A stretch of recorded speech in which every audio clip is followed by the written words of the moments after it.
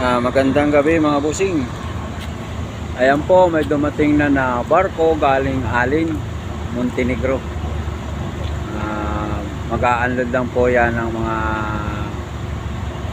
sasakyan.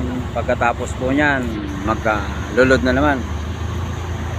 Sana makasakay na po tayo dyan mga boss, para makabiyahe na sa destinasyon. Ayan po. Hindi pa po nag-a-unload. Kilo! Ano, meron ng cargolis yan? Meron ng cargolis? Ha? Oh, ayan yung truck ko ah. Sana kasama na ako dyan.